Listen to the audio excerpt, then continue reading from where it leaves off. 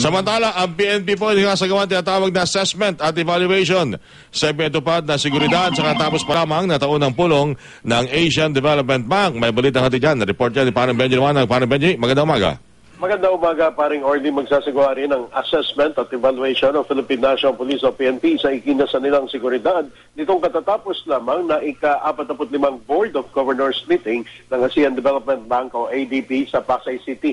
Ayon kay PNP Chief Director General Nicanor Bartolome, bagamat naging maayos ang pangkalatang seguridad, kailangan pa rin nilang busisiin ang inilatag nilang seguridad.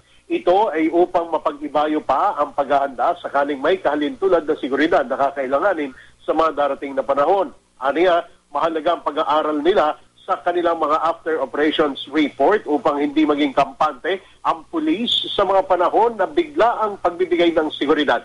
Nagpasalamat din si Bartolome sa lahat ng kanyang mga tauhan pati ng iba pang mga grupo na tumulong upang maging mapayapa ang mahalagang pagtitipon. Magugunit ang dinaluhan ng mahigit na 4,000 delegado mula sa iba't bansang pagtitipon na nagsimula nitong Mayo 2 at nagtapos naman nitong Biyernes, Mayo 5. Samantala ngayong araw, mamayang hapon, pagdating ng Pangulo, mula naman sa Pangasinan ay makipagpulong itong sina PNP Chief Director General Nicanor Bartolome at itong si Interior and Local Government Secretary Jesse Robredo. Ito ay kaugnay naman sa mga seguridad pa rin sa bansa. Ang inyong kapuso, Benji Liwanag, GMA, nagulat para Super Balita sa Umaga Nationwide.